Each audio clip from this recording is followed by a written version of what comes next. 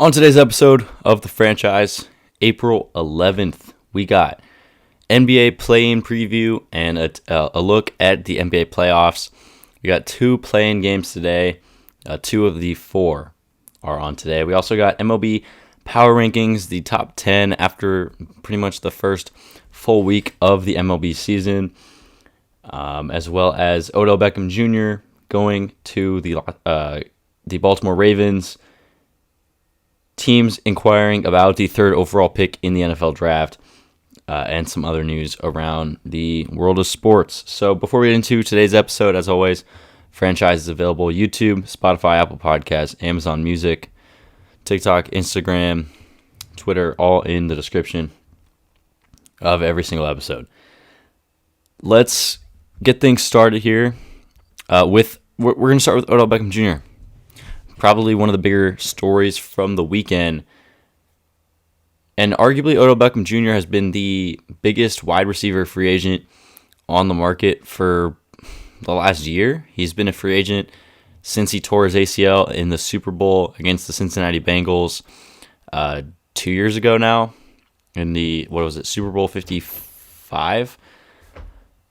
He was on his way to a Super Bowl MVP in that game. And then he tore his ACL. And then all of last season, there was rumors at some point of him going to the Cowboys, going to the Giants, potentially returning to the Rams. There was a lot of teams, the Bills, where Odell Beckham Jr. could have potentially played last season and go for a postseason run. Ultimately, he doesn't sign.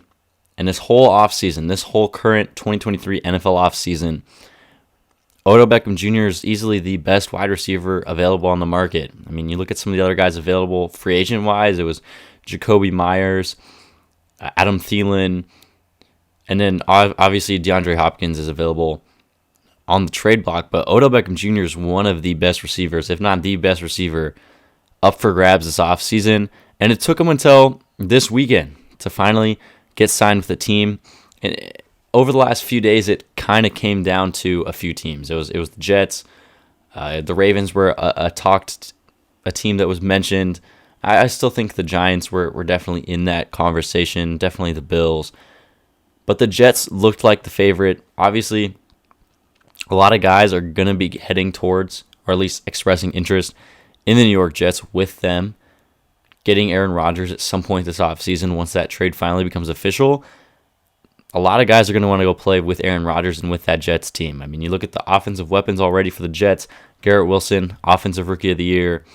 They just brought in Alan Lazard from the Packers. They also have Breece Hall at the running back position, and then Aaron Rodgers. Odell Beckham Jr. was a guy that, for the Jets, would be a nice number 2 wide receiver. He's not going to play all 17 games in the 2023 NFL season at this point in his career. The reason you sign Odell Beckham Jr. is for the playoffs, right? So he's going to play 12, 13, 14 games, and he'd be the number 2, number 3 option on the Jets. But he goes to the Ravens. He gets 1 year, $15 million with the Baltimore Ravens to be their number 1 wide receiver. You look at the receiver depth chart right now for the Baltimore Ravens. It's Nelson Aguilar, it's Rashad Bateman, it's Shamar Bridges, Devin Duvernay, Andy Isabella, Mike Thomas, and then Odell Beckham Jr. at the top. So OBJ, and first of all, the Ravens needed a number 1 wide receiver. They've needed a number 1 wide receiver for Lamar Jackson since he's been a part of this team. You look, they had Hollywood Brown, but then they traded him away. Last season, they expected Rashad Bateman to take a step. He showed flashes in about 2 games last season before suffering some injuries and then just playing very below average. So OBJ and the Ravens is kind of a perfect match, right? The Ravens need a number 1 wide receiver for Lamar Jackson. Now, the question becomes, is Lamar going to return now that Odell is on the team? I think it's really the only possibility for Lamar Jackson right now. I don't see him going to any other team. There's been no conversation about any team expressing interest in him at all this offseason. No team has expressed any interest in bringing in Lamar Jackson at any point in this offseason. You look at when he got placed on that non-exclusive franchise tag, every single team that we thought could have been interested in acquiring Lamar said no. The Falcons, the Commanders, the Colts, the Panthers, the Jets, obviously because they're getting Aaron Rodgers, the Raiders. A lot of these teams said no, we're good. The Patriots, they all said no on Lamar. So it really only makes sense for him to return to Baltimore, whether it's on a long-term contract extension or on the franchise tag. I think next season, guaranteed, he will be on the Ravens with Odell Beckham Jr. And this signing is nice. Obviously, it gets Lamar a true number one weapon. Obviously, they have Mark Andrews at the tight end position, and now they have Odell on the outside with Rashad Bateman and Nelson Aguilar. So a nice little receiving core there. Mark Andrews going to be in the middle of the field at that tight end position. J.K. Dobbins in the backfield. This Ravens team, though, I still think they're I think they're multiple moves away from really competing in the AFC. I mean, the AFC is easily the more superior conference. And when you look at teams right now that you can guaranteed playoff spots for, it's the Buffalo Bills, it's the Kansas City Chiefs, it's the Jacksonville Jaguars, it's the Cincinnati Bengals, and it's the New York Jets. I think you can guarantee 5 teams make the postseason. Now, the Jaguars might be one where you're like, you can guarantee them a playoff spot? Well, yeah, because they're in the worst division in the NFL. Texans have the 2nd overall pick. They're going to be bad next season. The Colts have the 4th pick. I'd expect them to maybe take a slight jump next season, but they're not going to be playoff contenders. And the Tennessee Titans are entering a rebuild. So for that division, the Jaguars easily have that on lock. I think the Bengals are easy favorites in the AFC North. The Bills are one of the best teams in the NFL. And the Chiefs are reigning Super Bowl champions. So you're looking at 5 teams, guaranteed locks for the playoff spots. Obviously, the Jets getting Aaron Rodgers, I think, kind of locks them into that. And then you're looking at the Dolphins, the Raiders, the Chargers, potentially the Broncos, the Ravens, the Steelers, maybe even the Browns. You have 8 teams, competing for 2 playoff spots. So the Ravens, I mean, if I was to give these 2 spots to any other team, right now my playoff teams in the AFC in no particular order are the Bills, the Jets, the Cincinnati Bengals, the Jaguars, Chiefs, Chargers, and then that last spot. I mean, I'd give it to the Dolphins right now. I'd give it to Tua, Jalen Waddle, Tyreek Hill, Gesicki, Jalen Ramsey, Bradley Chubb, and what they're doing down there in Miami over a team like the Baltimore Ravens when last season, I mean, Lamar got hurt. The Ravens' offense was not the same. They obviously made the postseason, but they still need to improve some aspects of this team before I think I can put them over a team like the Dolphins or the Chargers or potentially the Raiders. The Raiders have made some moves this offseason on the offensive side of the ball. Their defense is still one of the worst in the league. Who knows what the Broncos will be like with Sean Payton as their head coach. You never know what the Browns and Steelers can do. The Steelers were a team that finished above 500 last season, and we thought they were going to be one of the more bottom teams in the NFL in terms of performance. They were great. You can never count out the New England Patriots. So Baltimore, I love the Odell Beckham Jr. signing. It helps their team. It improves their team. But they still need to go out there. I mean, good thing we have the NFL draft coming up in a few weeks, because if these were the final finished products for these teams, I don't think the Ravens make the playoffs at this point. But, I mean, we have the draft. There's still a lot of the offseason left to sign players, to make trades, and then obviously to bring guys in via the NFL draft. So I like the Odell signing. I just don't know how they will fare next season in terms of the AFC.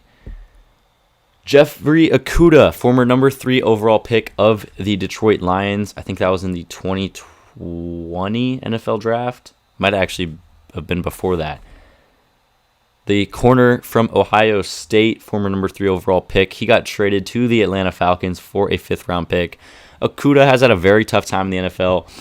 Injuries, just poor performance on the outside for the Detroit Lions.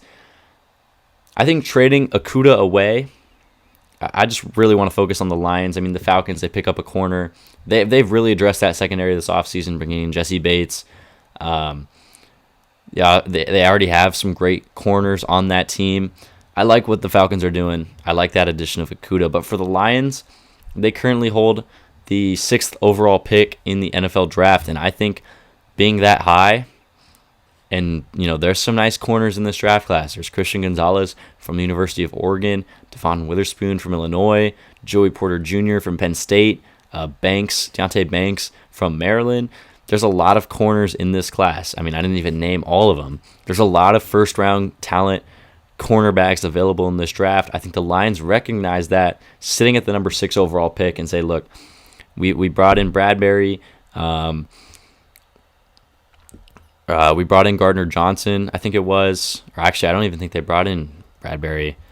But they really addressed that secondary this offseason. So I think they look at the corners available, and they look at Okudah saying, he hasn't been great so far here in Detroit. We can get a 5th-round pick for him, and then we can draft a Christian Gonzalez or Devon Witherspoon with our 1st-round pick, the number 6th overall pick in the NFL draft. So, I mean, they brought in Mac McCain this offseason, Cameron Sutton, Emmanuel Mosley, C.J. Gardner-Johnson, Marvin Jones Jr. re-signed. So in terms of corners, they brought in 4 corners. Gardner Johnson's probably going to move over to the safety position for them. So they're going to go out there. I think you can definitely pencil them in drafting either Christian Gonzalez or a Devon Witherspoon this offseason. I think I'm going to lean towards Christian Gonzalez from the University of Oregon. I think he's the best corner in this class, but we're going to do an NFL mock draft tomorrow on Wednesday. That is, what is that? NFL mock draft number 6. So that one has a lot of shakeups as well, especially compared to the 5th mock draft where we had a lot of crazy stuff happening. This number 6, I think, is going to be probably the most realistic up to this point in the NFL offseason. So Okudah traded. I think you can really count on the Lions drafting a corner at the number 6 overall pick. And the Lions, don't forget, they have 2 first-round picks this year. So they're really going to improve the foundation of this football team.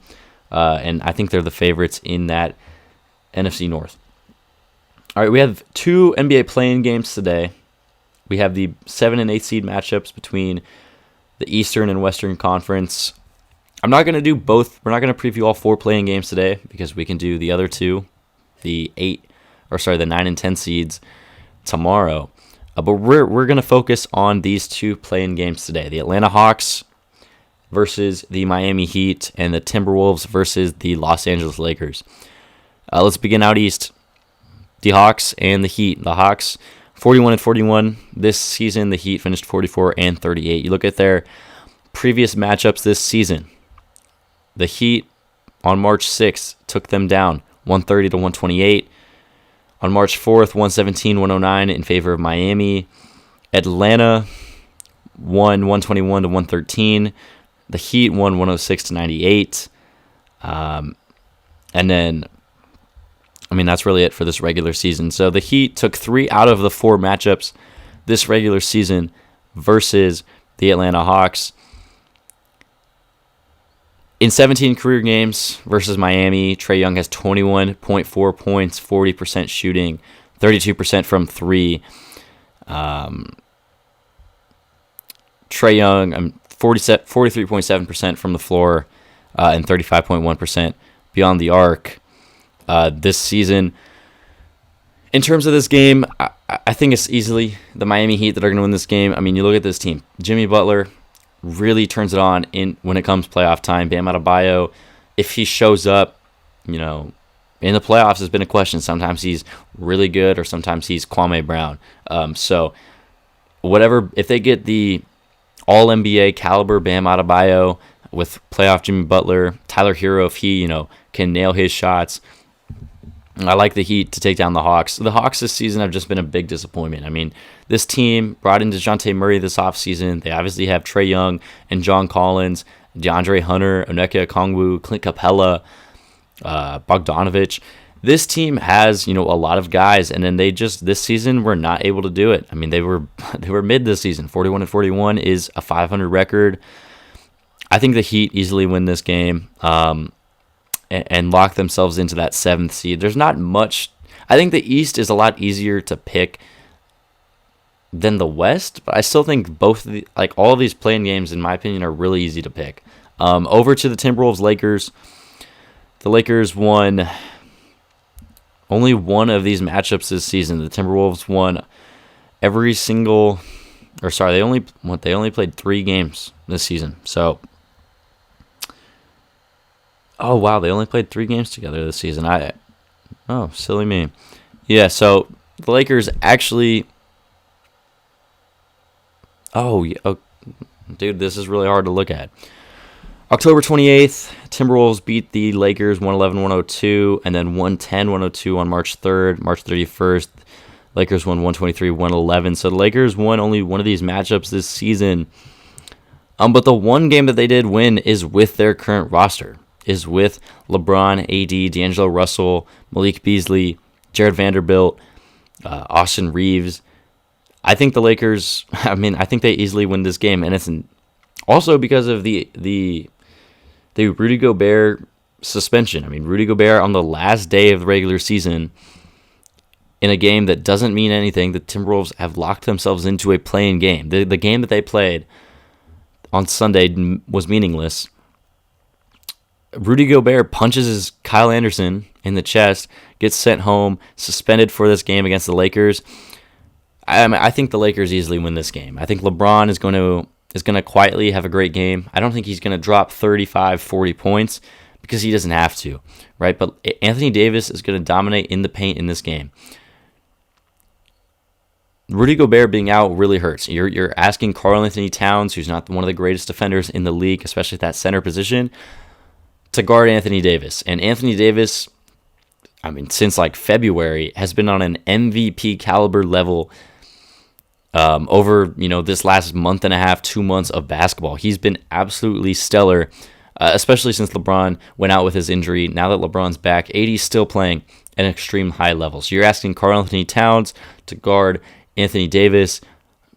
Someone's got to guard LeBron. Jalen McDaniels broke his hand because he punched a wall in that meaningless Sunday final regular season game for the Timberwolves. So they're missing Rudy Gobert and McDaniels. They're arguably the 2 best defenders really on that team. So you're leaving it to Mike Conley, Anthony Edwards, and Karl-Anthony Towns to pick up the defensive responsibility that those guys have.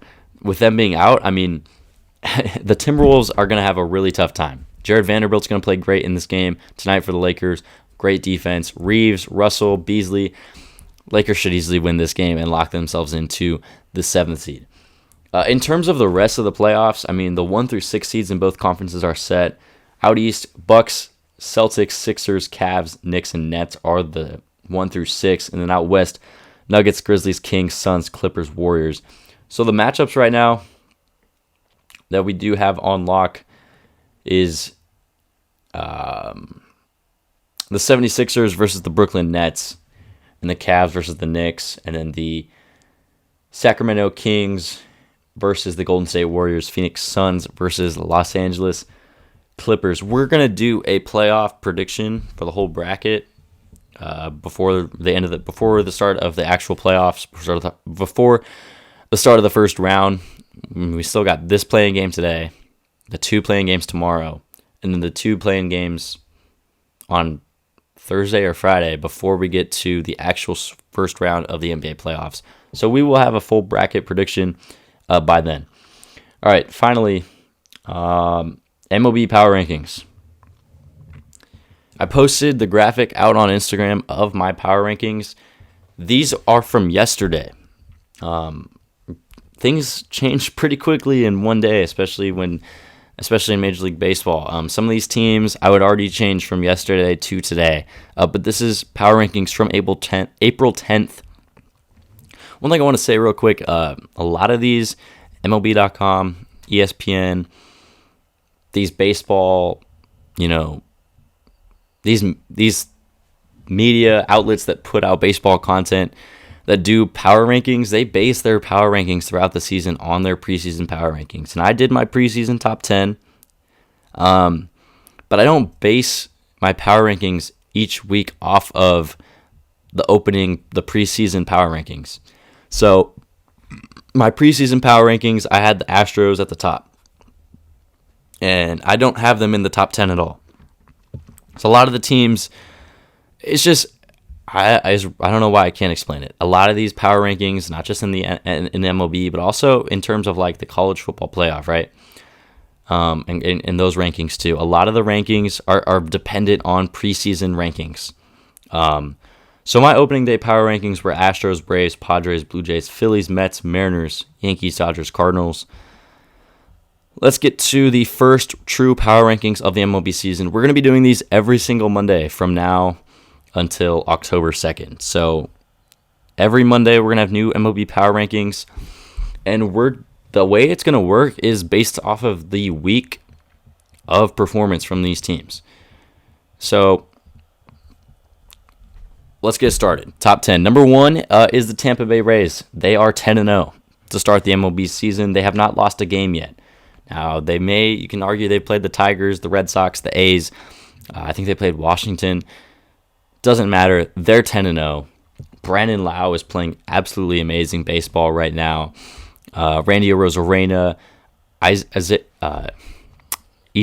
how do you say his name? Paredes, Yandy Diaz, Manuel Margot, Jose Siri, all of those guys, Wander Franco, are playing amazing. And then that pitching staff for Tampa is amazing as well. Jeffrey Springs, 19 strikeouts, 0 ERA through 13 innings pitched. Drew Rasmussen, 15 strikeouts through 13 innings pitched with a 0 ERA. Shane McClanahan, 12 innings pitched, about 12 Ks, 1.50 ERA. Zach Eflin has been great. Josh Fleming, 6 ERA. Jalen Beeks, 1.80 ERA in 5 innings pitched so far this season. Tampa is easily the best team in Major League Baseball right now. Number 2, Milwaukee Brewers. As of right now, they're 7-3. They took 2 out of 3 from the Cubs to start the season. Then they swept the Mets. And then they took 3 out of 4 from the St. Louis Cardinals. So they've won every single series so far this season. Brian Anderson is playing out of his mind right now. 333 average, a 1.14 OPS and 3 homers. Garrett Mitchell with a 1.06 OPS and 3 homers. Freddie Peralta with a .75 ERA, 14 Ks through 2 starts. Brandon Woodruff, 12 Ks through 2 starts. And Corbin Burns hasn't even been great yet so far this season. He's sitting at a 9 ERA with 6 Ks. And this Brewers team is 7-3. Number 2 is the Minnesota Twins. If I was to do the power rankings as of today, they would have fell down. But these are from yesterday. Number 3, Minnesota Twins. They swept the Royals to start the season. And then they lost 2 out of 3 versus the Marlins. But then they beat the Astros 2 out of 3. Buxton, Gallo, Pablo Lopez, Sonny Gray, and Joe Ryan have all been amazing so far this season. But like I said, I think they're slowly falling down. But these are from yesterday. These are from Monday's rankings. Wasn't able to get a podcast out yesterday.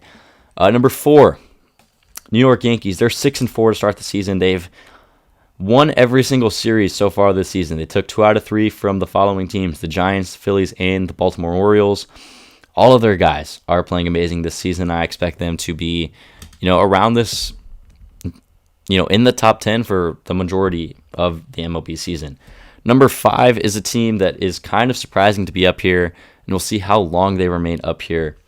It's the Pittsburgh Pirates. They're currently 6-4. Going through, they only beat the Reds one time in a 3-game set to start the season, but then they swept the Red Sox and then took 2 out of 3 from the Chicago White Sox.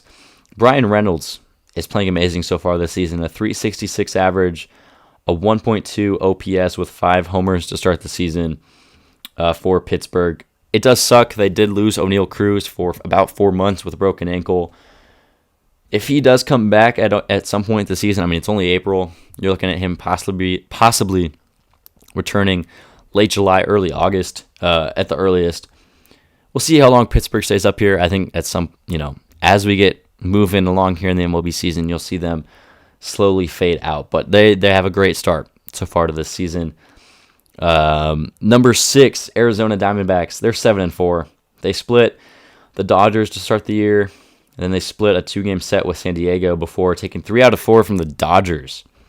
And then they beat the Milwaukee Brewers on Monday. Zach Gallen, my pick for NL Cy Young, had 11 strikeouts versus the Brewers last night on Monday.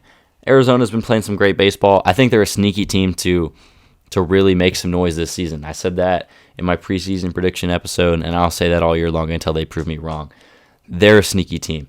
Number 7, Atlanta Braves, took 2 out of 3 from the Washington Nationals to start the season. They swept the Cardinals, and then they only won 1 out of 4 versus the Padres. So the Padres, beat them in that series, but Atlanta's 7-4. Their pitching's been great. Spencer Strider has been absolutely amazing this season. And then that offense is still, Austin Riley, Sean Murphy had a walk-off homer the other night. Matt Olson, Acuna. This team's really, really, really good. All right, number 8, Toronto Blue Jays. They're 6-4. St. Louis beat them.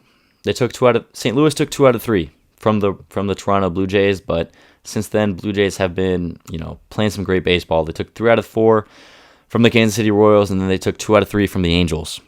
And I went to 2 of those games for the Angels.